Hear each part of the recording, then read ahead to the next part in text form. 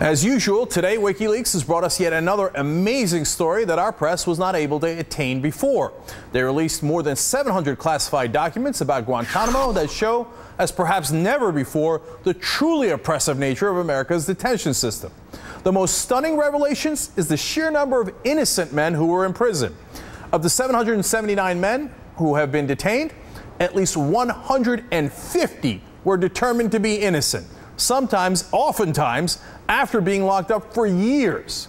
Foreign papers like the Daily Telegraph in the UK led with that story because it's obviously startling, right? We were told that Guantanamo had the most dangerous Al-Qaeda and Taliban detainees and terrorists. And it turns out 150 people that we imprisoned there for years were innocent? Look, that's why we have trials. That's why we're not supposed to do lawless outposts like Guantanamo. We're supposed to be better than this. By the way, how did our domestic press handle this outrageous revelation? The New York Times had an oblique reference in the 19th paragraph of the story to 158 detainees who did not receive formal hearings. And they mentioned, oh, by the way, these people had, quote, no ties or significant knowledge about Al-Qaeda or the Taliban. Now, how about the Washington Post?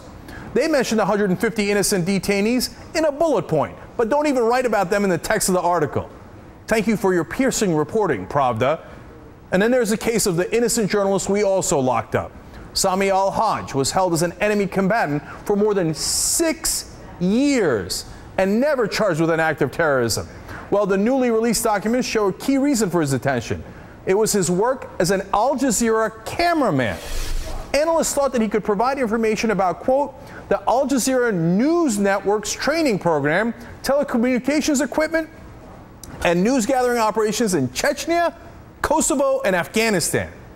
So they knew he wasn't with Al-Qaeda all along. Who cares? Keep him locked up anyway, because he might give us information about an Arab news station. Are you kidding me? What happened to this country? And of course, just this month, the Obama administration reversed course on holding a civilian trial for Khalid Sheikh Mohammed and has decided to try him in Guantanamo instead. Impeccable timing, as always. With me now is Ben Wizner. He's the litigation director for the American Civil Liberties Union. He's been a human rights observer at military commission proceedings held at Guantanamo Bay. All right. Look, let me start with the broad question, because, Ben, I want to know what happened to this country. I mean, you've been working at the ACLU. I mean, this wasn't America before, right? We didn't keep 150 innocent people in a hole in Guantanamo Bay. What happened? Well, let's not treat this as some accident. This is a result of very specific policy decisions by senior Bush administration officials. Typically, when our military captures people, they hold a hearing at or near the time or place of capture to determine whether the person is a civilian or a combatant. For Guantanamo, instead, we used a dragnet. Cheney and Rumsfeld said, we'll figure out who they are later, put them in planes, bring them to Guantanamo. We'll call them the most vicious, best-trained killers on the face of the earth, the worst of the worst, and we'll sort it out later. Now it's 2011. We still don't know who everyone is who's being held at Guantanamo. One of these documents refers to someone and says, we don't know his identity yet. This is after 8 years of detention at Guantanamo. This is what happens when you abandon the rule of law and instead literally open an island outside the law where people can be held without charge or trial. Look, I'm asking the American people, whether you're a Democrat or you're a Republican, what are we doing? You think we should keep people for 8 years when we don't even know their name?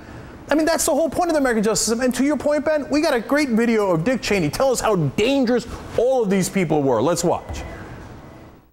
And they did not fight in uniform, which is one of the requirements for complying with the laws of war. They attacked civilian populations. That's their only target. They don't represent any state or any sovereign state that was a party to the Geneva Convention. Yeah, all those people that were attacking us, like the Al Jazeera cameraman, right? That they kept there for 6 years. But we should make another point about this, Cenk, which is that there are people at Guantanamo who easily could have been tried and convicted in legitimate federal courts many years ago. In your lead-in, you referred to the 9/11 case. It should be a national scandal that we're coming up on the 10-year anniversary of the 9/11 attacks, and we haven't even had a trial to bring the perpetrators to justice. The reason for that is that instead of following our values, following our traditions, following the rule of law, we instead create this island prison, dump people in, create secret black site prisons, subject people to torture, and now it becomes that much more difficult to restore the rule of law. See, Ben, that's what I say all the time. We've got to bring these people to justice. I mean, this 9/11 happened right here. Nearly 3,000 people killed, and yet we haven't brought them to justice. It drives me. They're like, oh, why should we try them in New York? Because the crime happened in New York. So that's my question to you. The people who say we should do this in Guantanamo, we should ignore our normal rule of law in America, we should do this in this lawless outpost that we've set up, do they hate the American justice system? Are they un-American? Well, I think you need to call them what they are. I think they're cowards. I think people who think that we ought to change our entire justice system because of the perceived threat of a handful of people, whoever they are, should be called cowards. The point of having a rule of law is that if we don't have evidence to support holding someone, we let that person go. If we used Guantanamo justice in our regular criminal justice system, why would we have trials? The prosecution thinks people are guilty. But the point is, acquitting people, letting them walk out, even if they are guilty, makes us stronger, makes us safer, upholds our values, gives us respect throughout the world, and is the fundamental legitimacy of a legal system.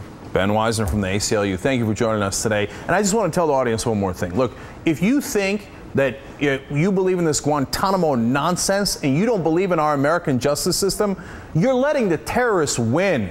You're saying, okay, you win Al-Qaeda, you win Zawahiri, you win bin Laden. We're not going to do it our way anymore. We're going to trash the American justice system and we're going to do it your way.